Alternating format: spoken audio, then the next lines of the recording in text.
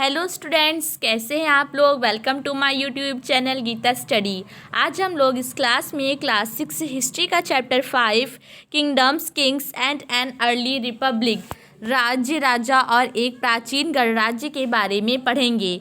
So let's we start the class. Election day, चुनाव का दिन। Shankaran woke up to see his parents all ready to go and vote. They wanted to be the first to reach the polling booth.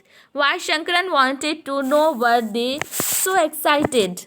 Somewhat impatiently, his grandfather explained, "We can choose our own rulers today."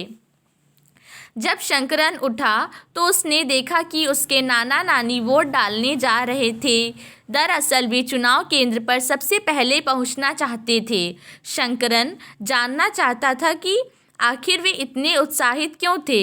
उसके नाना जी ने उसे जल्दी में समझाने की कोशिश की और कहा, आज हम अपने शासकों का चुनाव करने जा रहे हैं। How some men became rulers, कुछ लोग शासक कैसे बने। Choosing leaders or rulers by voting is something that has become common during the last 50 years or so. How did men become rulers in the past? Some of the rajas we read about in chapter 4 were probably chosen by the Jan, the people. But around 3000 years ago, we find some changes taking place in the ways in which rajas were chosen. Some men now became recognized as rajas by performing very big sacrifices. लगभग 50 वर्षों से हम अपने शासकों का चुनाव मतदान के जरिए करते आ रहे हैं। लेकिन बहुत पहले लोग शासक कैसे बनते थे। हमने अध्याय 4 में यह पढ़ा है कि कुछ राजा संभवतः जन यानी लोगों द्वारा चुने जाते थे, परंतु करीब 3000 साल पहले राजा बनने की इस प्रक्रिया में कुछ परिवर्तन दिखाई दिए। कुछ लोग बड़े बड़े यज्ञों को आयोजित कर राजा के रूप में प्रतिष्ठित हो गए। द अश्वमेध और horse sacrifice was one such ritual. A horse was let loose to wander freely and it was guarded by the raja's men. If the horse wandered into the kingdoms of other rajas and they stopped it, they had to fight. If they allowed the horse to pass, it meant that they accepted that the raja who wanted to perform the sacrifice was stronger than them. These rajas were then invited to the sacrifice, which was performed by specially trained priests, who were rewarded with the gifts. The Raja who organized the sacrifice was recognized as being very powerful, and all those who came brought gifts for him. अश्वमेध यज्ञ एक ऐसा ही आयोजन था। इसमें एक घोड़े को राजा के लोगों की देखरेख में स्वतंत्र विचरण के लिए छोड़ दिया जाता था। इस घोड़े को किसी दूसरे राजा ने रोका तो उसे वहां अश्वमेध यज्ञ करने वाले राजा से लड़ाई करनी पड़ती थी। अगर उन्होंने घोड़े को जाने दिया तो इसका मतलब यह होता था कि अश्वमेध यज्ञ करने वाला राजा उनसे ज़्यादा शक्तिशाली था। इसके बाद उन राजाओं को यज्ञ में आमंत्रित किया जाता था। यह यज्ञ विशिष्ट पुरोहितों द्वारा संपन्न किया जाता था। इसके लिए उन्हें उपहारों से सम्मानित किया जाता था। अश्वमेध यज्ञ करने वाला राजा बहुत शक्तिशाली माना जाता था। यज्ञ में आमंत्रित सभी राजा उसके लिए उपहार लाते थे। The Raja was a central figure in these rituals. He often had a special seat, a throne or a tiger skin. His charioteer,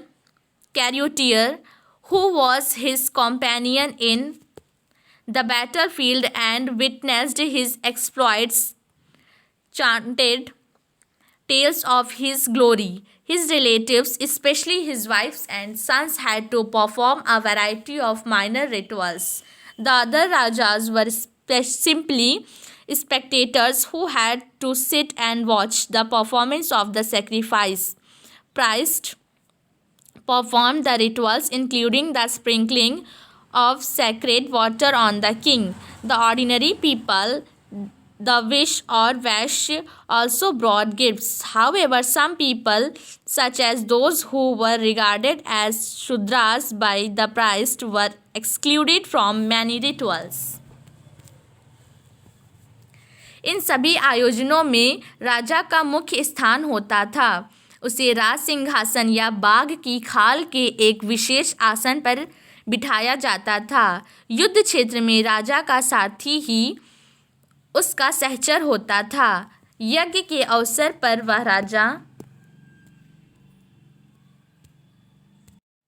की विजयों तथा अन्य गुणों का गान करता था। राजा के सगे संबंधी, खासकर उसकी रानियों तथा पुत्रों को भी कई छोटे छोटे अनुष्ठान करने होते थे। अन्य सारे आमंत्रित राजाओं का काम सिर्फ बैठकर यज्ञ की पूरी प्रक्रिया को देखना भर था। राजा के ऊपर पुरोहित पवित्र जल के छिड़काव के साथ साथ अन्य कई अनुष्ठान करता था। विष अथवा वैश्य जैसे सामान्य लोग उपहार लाते थे, जिन्हें पुरोहित शूद्र मानते थे। उन्हें कई अनुष्ठानों में शामिल नहीं किया जाता था। Make a list of all those who would be present at the sacrifice, which are the categories that are described in terms of their occupation. इस यज्ञ में उपस्थित होने वालों की एक सूची बनाओ। पेशे के आधार पर वहाँ कौन कौन से वर्ण शामिल थे। वर्णास, वर्ण। We have many books that were composed in North India, especially in the areas drained by the Ganga and the Yamuna during this period. These books are often called later Vedic because they were composed after the Rig Veda, about which you learned in chapter 4. These include the Samved, Yajurved and the Atharved, as well as other books. These were composed by priests and described how rituals were to be performed. They also contained rules about society. इस समय उत्तर भारत में खासकर गंगा यमुना क्षेत्र में कई ग्रंथ रचे गए। ऋग्वेद के बाद रचे होने के कारण ये उत्तर वैदिक ग्रंथ कहे जाते हैं। इनके अंतर्गत सामवेद, यजुर्वेद, अथर्ववेद तथा अन्य ग्रंथ शामिल हैं। पुरोहितों द्वारा रचित इन ग्रंथों में विभिन्न प्रकार के अनुष्ठान और उनके संपादन की विधियां बताई गई हैं। इनमें सामाजिक नियमों के बारे में भी बताया गया है। There were several different groups in society at this time. Priests, the warriors, farmers, herders, traders, craftspersons, laborers, fishing folk, and forest people. Some priests and warriors were rich, as were some farmers and traders. Others, including many herders, craftspersons, laborers, fishing folk, and hunters and gatherers, were poor. उस समय समाज में कई समूह थे, जिनमें पुरोहित, योद्धा, कृषक, पशुपालक, व्यापारी, शिल्पकार, श्रमिक, मछली पकड़ने वाले तथा जंगल में रहने वाले लोग शामिल थे। जहाँ कुछ पुरोहित तथा योद्धा वैभवशाली थे, वहीं कुछ कृषक और व्यापारी भी धनवान थे। दूसरी ओर पशुपालक, शिल्पकार, श्रमिक, मछली पकड़ने वाले, शिकारी तथा भोजन संग्राहक निर्धन थे।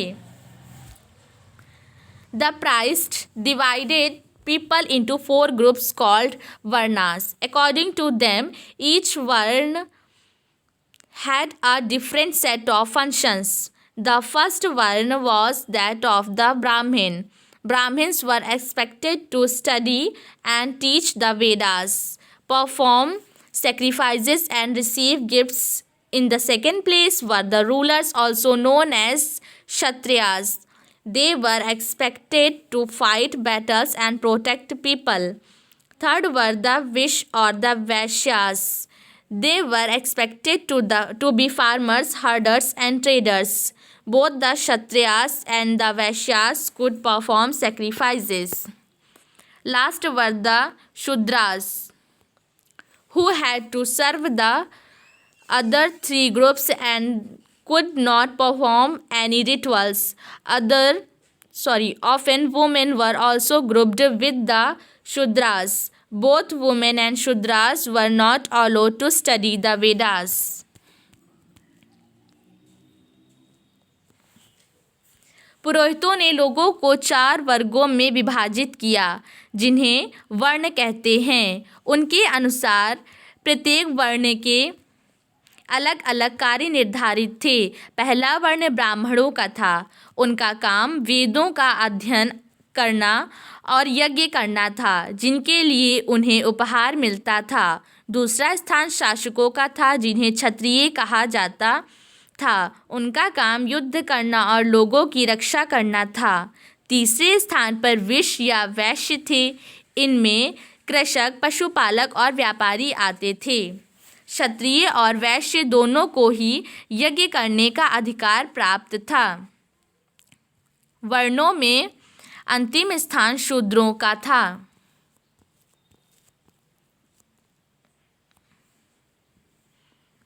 इनका काम अन्य तीनों वर्णों की सेवा करना था।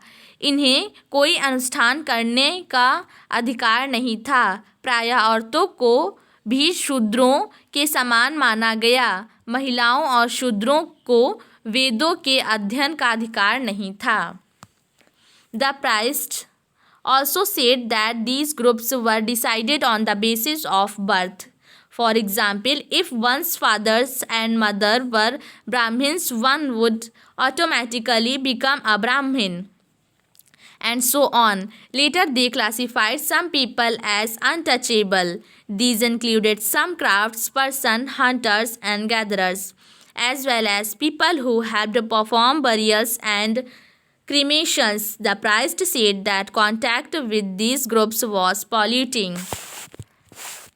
पुरोहितों के अनुसार सभी वर्णों का निर्धारण जन्म के आधार पर होता था। उदाहरण के तौर पर ब्राह्मण माता पिता की संतान ब्राह्मण ही होती थी। बाद में कुछ लोगों को अछूत माना गया। अछूत वर्गों में कुछ शिल्पकार, शिकारी तथा भोजन संग्राहक शामिल थे। साथ ही इनमें वे लोग भी आते थे जो शवों को दफनाने या जलाने का काम करते थे। इन लोगों से संपर्क अपवित्र माना जाता था। Many people did not accept the system of Varna laid down by the Brahmins. Some kings thought that they were superior to the priest. Others felt that birth could not be a basis for deciding which one people belonged to. Besides, some people felt that there should be no differences amongst people based on occupation. Others felt that everybody should be able to perform rituals, and others condemned the practice of untouchability. Also, there were many areas in the subcontinent, such as the northeast, where social and economic differences were not very sharp and where the influence of the priest was limited. कई लोगों ने ब्राह्मणों द्वारा बनाई हुई इस वर्ण व्यवस्था को स्वीकार नहीं किया। कुछ राजा स्वयं को पुरोहितों से श्रेष्ठ मानते थे। कुछ लोग जन्म के आधार पर वर्ण निर्धारण सही नहीं मानते थे। इसके अतिरिक्त कुछ लोग व्यवसाय के आधार पर लोगों के बीच भेदभाव उचित नहीं समझते थे, जबकि कुछ लोग चाहते थे कि अनुष्ठान संपन्न करने का अधिकार सबका हो। कई लोगों ने छुआछूत की आलोचना की। इस उपमहाद्वीप के पूर्वोत्तर क्षेत्र जैसे कई इलाकों में सामाजिक आर्थिक असमानता बहुत कम थी। यहाँ पुरोहितों का प्रभाव भी बहुत सीमित था। Why did people oppose the system of Varnas? लोगों ने वर्ण व्यवस्था का विरोध क्यों किया? इस वीडियो में यहीं तक ये चैप्टर रखते हैं। आगे का चैप्टर नेक्स्ट वीडियो में पढ़ेंगे।